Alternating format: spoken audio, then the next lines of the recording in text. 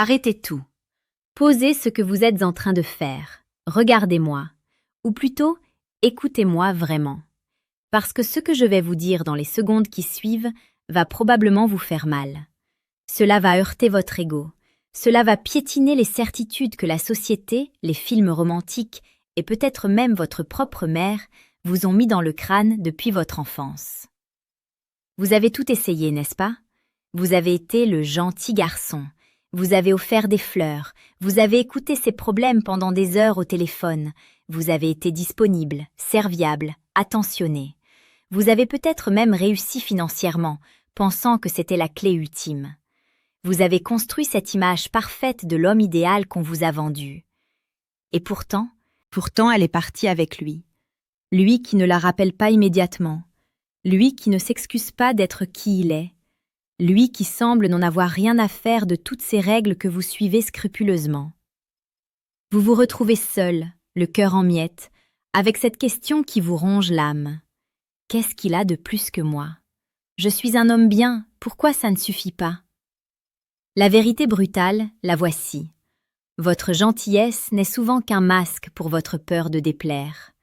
Votre disponibilité n'est pas de l'amour, c'est de la dépendance. Et ce que vous pensez être du romantisme n'est souvent qu'une tentative désespérée d'acheter de l'affection. Les femmes ne vous diront jamais la vérité, pas parce qu'elles sont manipulatrices, mais parce que la plupart du temps, elles ne le savent pas consciemment elles-mêmes. Elles sentent les choses. Elles réagissent à des signaux archaïques, profonds, viscéraux, que vous n'émettez pas. Aujourd'hui, nous n'allons pas parler de techniques de drague superficielles. Nous allons plonger dans les abysses de la psychologie féminine et masculine. Nous allons disséquer le cœur humain avec la précision d'un chirurgien et la sagesse d'un philosophe. Si vous restez jusqu'à la fin, vous ne verrez plus jamais vos relations de la même manière. Vous aurez la clé non pas pour manipuler, mais pour devenir l'homme que les femmes désirent ardemment. Non pas pour ce qu'il fait, mais pour ce qu'il est. C'est un voyage sans retour. Êtes-vous prêt à entendre ce qu'elles ne diront jamais? Bienvenue. Si vous êtes encore là après cette introduction, c'est que vous avez le courage de remettre en question votre réalité. C'est la première étape. Le plus grand obstacle entre vous et la femme de vos rêves, ce n'est pas votre physique, ce n'est pas votre compte en banque, ce n'est même pas votre manque d'expérience. Le plus grand obstacle, c'est votre perception erronée de ce qu'est le désir. Nous vivons dans une ère de confusion. On nous dit que pour être aimé, il faut être vulnérable jusqu'à la faiblesse, qu'il faut tout accepter, tout comprendre, s'effacer pour laisser place à l'autre. C'est un mensonge tragique qui a émasculé des générations d'hommes et laissé des générations de femmes frustrées à la recherche d'un partenaire capable de tenir la barre dans la tempête. Je veux vous parler d'amour, mais pas de l'amour mièvre des comédies romantiques. Je veux vous parler de l'amour stoïque, un amour puissant, ancré dans le réel, qui ne demande pas à l'autre de combler nos vides, mais qui offre une présence inébranlable. Pour comprendre ce que les femmes veulent vraiment, nous devons d'abord nettoyer notre propre esprit de toutes les fausses croyances qui l'encombrent. Il nous faut la sagesse des anciens pour naviguer dans le chaos moderne. Marc Aurèle, l'empereur philosophe, l'homme le plus puissant de son temps, qui portait le poids de l'Empire romain sur ses épaules tout en cherchant la sagesse intérieure, a écrit dans ses « Pensées pour moi-même » une phrase qui devrait être gravée dans l'esprit de tout homme cherchant à comprendre les relations humaines. Si une chose te peine, ce n'est pas cette chose qui te peine, c'est le jugement que tu portes sur elle. Et il ne tient qu'à toi d'effacer ce jugement. Laissez cette phrase résonner en vous un instant. Appliquons cela à la séduction. Quand une femme vous rejette, quand elle ne répond pas à vos textos, quand elle semble distante, la douleur que vous ressentez ne vient pas de son action. La douleur vient du jugement que vous portez sur son action. Vous vous dites « Je ne suis pas assez bien, elle ne m'aime pas, je vais finir seule ». C'est votre jugement qui vous affaiblit. C'est votre besoin de validation externe qui vous rend fragile. Et croyez-moi, il n'y a rien de moins attirant pour une femme qu'un homme fragile émotionnellement, dont l'humeur dépend entièrement de son approbation à elle. Le vrai romantisme, le plus explicite et le plus puissant, ne réside pas dans des poèmes larmoyants. Il réside dans votre capacité à rester un roc face aux vagues changeantes de ses émotions et des vôtres. Ce que les femmes veulent vraiment, C'est un homme qui a maîtrisé son propre monde intérieur, de sorte qu'il puisse accueillir le leur sans s'y noyer. Dans cette vidéo, nous allons déconstruire, couche par couche, les besoins profonds, souvent inconscients, qui régissent l'attirance féminine. Nous allons aller bien au-delà des apparences. Préparez-vous. Nous entrons dans le vif du sujet. Commençons par balayer les excuses les plus courantes. Celles que vous utilisez pour justifier vos échecs et celles qu'elles utilisent pour ne pas vous blesser. Vous avez sûrement entendu dire « les femmes ne veulent que l'argent » ou « il faut faire 1,90 m et avoir des abdos en béton » ou encore « elles aiment les connards ». Analysons cela froidement. Oui, l'argent est un facteur. Oui, le physique compte pour l'attirance initiale. On ne va pas se mentir, nous sommes des êtres biologiques. Mais si vous pensez que c'est le cœur du sujet, vous passez à côté de l'essentiel. L'argent pour une femme n'est pas juste une somme sur un compte en banque. Inconsciemment, c'est un indicateur de compétence, de capacité à naviguer dans le monde, de capacité à fournir des ressources et de la sécurité. Ce n'est pas le papier-monnaie qu'elle désire, c'est ce qu'il représente, l'ambition, la discipline, le succès. Si vous êtes riche mais que vous êtes un enfant gâté, anxieux et sans colonne vertébrale, votre argent attirera peut-être des profiteuses, mais jamais une femme de valeur qui cherche une connexion profonde.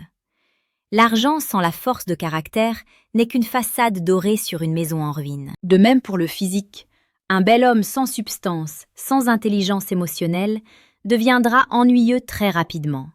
L'attirance physique est la porte d'entrée, mais ce n'est pas la maison. Et le mythe du connard, pourquoi semble-t-il réussir là où le gentil garçon échoue? C'est là que la psychologie devient fascinante et que nous devons être explicites. Le connard n'est pas attirant parce qu'il est méchant. Il est attirant parce qu'il présente des traits de caractère qui simulent la force. Il est indépendant. Il n'a pas besoin de l'approbation de la femme. Il a ses propres règles. Il est imprévisible. Le gentil garçon, en revanche, est prévisible. Il est acquis. Il cherche constamment à plaire, ce qui communique implicitement « Je ne me suffis pas à moi-même, j'ai besoin que tu m'aimes pour me sentir valable ». C'est un fardeau terrible à placer sur les épaules d'une femme. Ce que les femmes veulent vraiment, ce n'est pas un homme méchant. C'est un homme qui n'a pas besoin d'elle pour exister, mais qui choisit d'être avec elle. La nuance est gigantesque. C'est la différence entre un mendiant qui demande une pièce et un roi qui invite une reine dans son château. Elles ne diront jamais « sois moins gentil ». Elles diront « je ne ressens plus l'étincelle » ou « tu es trop parfait pour moi ». Ce qui se traduit par « tu ne me challenges pas, je ne sens pas ta force, je me sens en sécurité mais je m'ennuie à mourir car il n'y a aucune tension entre nous ». Il faut comprendre que le désir féminin fonctionne sur une polarité, comme deux aimants. Si vous êtes trop dans l'énergie féminine, douceur excessive, recherche de consensus permanent, émotivité non maîtrisée, vous ne créez pas de polarité avec son énergie à elle. Vous devenez son ami, son confident, son frère de substitution, mais pas son amant. Je fais une pause ici. Ce que nous sommes en train de voir est difficile à digérer. Cela demande de tuer l'ancien vous. Si vous sentez que ce discours résonne en vous, si vous voulez aller au-delà des conseils de surface et comprendre la mécanique profonde des relations hommes-femmes à travers le prisme de la sagesse antique et de la psychologie moderne, alors vous êtes au bon endroit. Notre mission ici est de forger des hommes solides, capables d'un amour vrai et puissant. Si vous voulez faire partie de cette minorité qui ne se contente pas de survivre dans ses relations mais qui veut prospérer, abonnez-vous à la chaîne Amour Stoïque. Activez la cloche. Ici, nous découvrons chaque jour la séduction la plus précieuse, celle qui commence par la maîtrise de soi. Rejoignez le mouvement. Allons plus profond. Si ce n'est pas l'argent ou le look, qu'est-ce qui fait qu'une femme tombe éperdument amoureuse et reste? Le mot-clé, le Saint Graal, c'est la sécurité. Mais attention, ne confondez pas sécurité et confort matériel. Je parle ici de sécurité émotionnelle. C'est le besoin le plus viscéral, le plus archaïque de la femme dans une relation hétérosexuelle. Imaginez le monde à travers ses yeux, biologiquement parlant. Le monde est un endroit dangereux, incertain. Pendant des millénaires, la survie de la femme et de sa progéniture dépendait de sa capacité à choisir un partenaire capable de les protéger, non seulement des tigres à dents de sabre, mais aussi des autres hommes, et surtout, du chaos de la vie. Aujourd'hui, les tigres ont disparu, mais le besoin d'un roc est toujours là, gravé dans son système limbique. Une femme teste constamment un homme, non pas parce qu'elle est perverse, mais parce qu'elle doit savoir. Si une tempête arrive, va-t-il s'effondrer ou va-t-il tenir bon? Si vous vous mettez en colère parce qu'elle est en retard de 10 minutes, vous échouez au test. Si vous devenez passif-agressif parce qu'elle a parlé à un autre homme, vous échouez au test. Si vous changez d'avis sur vos projets de vie juste parce qu'elle a froncé les sourcils, vous échouez au test. Dans tous ces cas, vous lui montrez que votre état intérieur dépend des circonstances extérieures. Vous n'êtes pas un roc, vous êtes une feuille au vent. Et une femme ne peut pas construire un foyer sur une feuille au vent. Ce qu'elle veut vraiment, mais ne dira jamais avec ses mots, c'est votre présence inébranlable. C'est quoi une présence inébranlable? C'est le romantisme suprême. C'est la capacité de la regarder dans les yeux quand elle est en pleine crise émotionnelle, quand elle vous hurle dessus ou qu'elle pleure à chaudes larmes, et de ne pas fuir, ne pas attaquer, ne pas essayer de réparer son émotion immédiatement. C'est être là, solide, ancré dans le sol, et lui faire sentir sans dire un mot « Je suis là, tu peux déchaîner ta tempête, je ne bougerai pas. Je suis plus fort que ton chaos. » C'est ça, être un homme stoïque en amour. Ce n'est pas être un robot sans émotion, c'est ressentir l'émotion, mais ne pas être dirigé par elle. Prenons un exemple de la vie quotidienne. Elle rentre du travail, stressée, et commence à se plaindre de tout.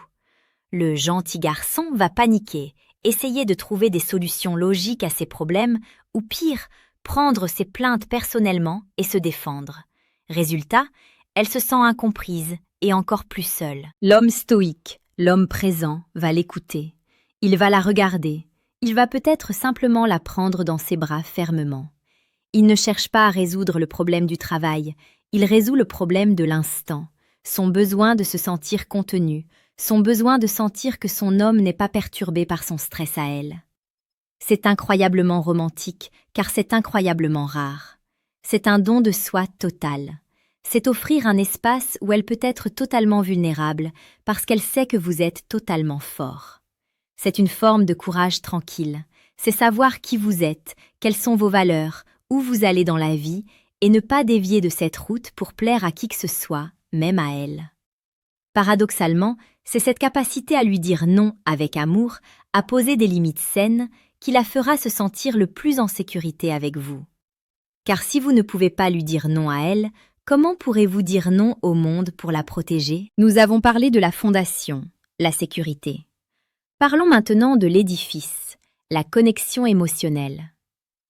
Il y a une phrase que beaucoup de femmes répètent après une rupture. Il ne me voyait pas vraiment. Qu'est-ce que cela signifie? Cela signifie que la plupart des hommes interagissent avec l'avatar de la femme, son apparence, sa fonction sociale, ma copine, ma femme, mais pas avec son âme. Ils sont trop occupés à essayer de l'impressionner ou à obtenir quelque chose d'elle, du sexe, de la validation, de l'affection. Ce qu'une femme veut vraiment, c'est un homme qui a la profondeur nécessaire pour voir derrière son masque. Elle veut que vous voyiez sa douleur quand elle sourit trop fort. Elle veut que vous entendiez ce qu'elle ne dit pas quand elle dit « tout va bien ». Elle veut que vous soyez capable de percer ses défenses non pas par la force, mais par une perspicacité bienveillante. C'est là que le romantisme devient explicite et touche le cœur. Oubliez les dîners aux chandelles standardisés. Le vrai romantisme, c'est de lui dire un soir, calmement, « Je remarque que depuis 3 jours, tu es plus silencieuse quand tu rentres, et je vois cette petite tension dans ta mâchoire. Je ne sais pas ce que c'est, mais je veux que tu saches que je le vois, et que je suis là si tu veux le déposer. » En faisant cela, vous lui dites « Tu existes pour moi. Tu n'es pas juste un objet de désir ou un meuble dans ma vie. Je suis connecté à ton humanité. » Cela demande une grande intelligence émotionnelle et encore une fois, une grande maîtrise de soi. Car pour voir l'autre vraiment, il faut savoir mettre son propre ego de côté pendant un instant. Il faut arrêter de penser à ce que vous allez répondre pendant qu'elle parle et l'écouter vraiment. C'est une compétence qui se travaille. C'est l'art de l'observation. Observez comment elle interagit avec le monde, ce qui la fait vibrer, ce qui l'éteint, et utilisez ces informations non pas pour la manipuler, mais pour lui offrir des expériences qui nourrissent son âme. Si elle aime la peinture, ne lui offrez pas juste un livre sur l'art. Emmenez-la dans une petite galerie obscure que vous avez découverte, où un artiste expose des toiles qui expriment exactement la mélancolie qu'elle ressent parfois. Là, vous touchez son cœur. Là, vous devenez inoubliable. Elle ne vous dira jamais « S'il te plaît, analyse mes micro-expressions et comprends mes traumatismes d'enfance ». Mais elle espère désespérément tomber sur un homme qui aura la sensibilité et la force de le faire naturellement. Ce niveau de profondeur vous intimide? C'est normal. Passer du statut de figurant à celui d'acteur principal dans la vie d'une femme demande un travail sur soi colossal. On ne devient pas ce roc du jour au lendemain. Si vous sentez que vous avez besoin d'une feuille de route précise pour opérer cette transformation, pour comprendre ces mécanismes cachés de l'attraction et développer cette présence stoïque inébranlable, il existe un outil pour ceux qui sont prêts à aller plus loin. Dans la description de cette vidéo, le deuxième lien vous mènera vers le manuel brutal du séducteur stoïque. Ce n'est pas un livre de phrases toutes faites, c'est un traité de déconstruction et de reconstruction de votre masculinité pour l'aligner avec la réalité du désir féminin. C'est pour ceux qui veulent arrêter de jouer et commencer à être. Le lien est juste en dessous si vous êtes prêts. Jusqu'ici, nous avons parlé de sécurité, de présence, de compréhension. C'est le côté yin, le côté réceptif. Mais si vous n'avez que ça, vous serez le meilleur ami, pas l'amant passionné. Pour qu'il y ait du feu, il faut de la friction, il faut de la tension. Ce que les femmes veulent vraiment, mais qu'elles nieront souvent farouchement parce que c'est politiquement incorrect, c'est un homme capable de les dominer sainement. Attention aux mots, je ne parle pas de contrôle toxique, de violence ou de manque de respect, absolument pas. Le stoïcisme nous enseigne le respect absolu de la raison et de l'autonomie d'autrui. Je parle d'une dominance de compétence, de direction, d'intention. Elles veulent un homme qui sait ce qu'il veut et qui ose le prendre. Un homme qui a un plan. Un homme qui ne demande pas constamment « Qu'est-ce que tu veux faire ce soir, chérie ?» mais qui dit « Ce soir, mets ta robe noire, je t'emmène quelque part, on part à 20h. » Pourquoi est-ce si attirant? Parce que cela la libère de la charge mentale de devoir décider et diriger. Pendant quelques heures, elle peut se relaxer dans votre énergie masculine, vous faire confiance pour tenir les rênes. C'est un soulagement immense pour une femme moderne qui doit souvent tout gérer dans sa vie professionnelle. C'est aussi incroyablement excitant sexuellement. La polarité, encore une fois. Elle veut sentir que vous avez une part dangereuse en vous. Pas dangereuse pour elle, mais dangereuse pour le monde. Que vous êtes capable d'agressivité si nécessaire pour protéger ce que vous aimez, mais que cette agressivité est totalement sous contrôle. C'est le concept du monstre apprivoisé dont parle le psychologue Jordan Peterson. Un homme inoffensif n'est pas vertueux, il est juste faible. Un homme capable de violence mais qui choisit la paix est vertueux. C'est cette force contenue qui est aphrodisiaque. Elle veut sentir que vous la désirez explicitement, sans honte, sans détour. Le regard d'un homme qui assume son désir est 1000 fois plus puissant que toutes les déclarations d'amour timides. N'ayez pas peur de votre propre énergie masculine. N'ayez pas peur de prendre le lead. N'ayez pas peur d'être en désaccord avec elle. Le conflit, s'il est géré avec respect et maîtrise de soi, est créateur de tensions érotiques. Si vous êtes toujours d'accord avec elle, il n'y a plus de personne dans la relation. Il n'y en a qu'une, et c'est elle. Et elle s'ennuiera de sa propre image. Soyez un défi. Soyez un homme qui a des standards élevés et qui ne tolère pas le manque de respect. Si elle dépasse les bornes, vous devez être capable de retirer votre attention. Non pas pour la punir, mais parce que vous vous respectez trop pour accepter moins que ce que vous méritez. Une femme ne peut pas respecter, et donc ne peut pas aimer vraiment, un homme qu'elle peut marcher dessus. C'est aussi simple et brutal que cela. Récapitulons. Ce qu'elles veulent vraiment, ce n'est pas le prince charmant de Disney. Elles veulent un roi. Un roi qui règne d'abord sur son propre royaume intérieur. Un homme qui ne s'effondre pas sous la pression. Un homme qui offre une sécurité émotionnelle totale par sa simple présence. Un homme qui les voit vraiment, au-delà des masques. Et un homme qui assume sa puissance, son désir et sa direction dans la vie. C'est un chemin difficile. C'est le chemin de toute une vie. C'est le chemin de l'amour stoïque.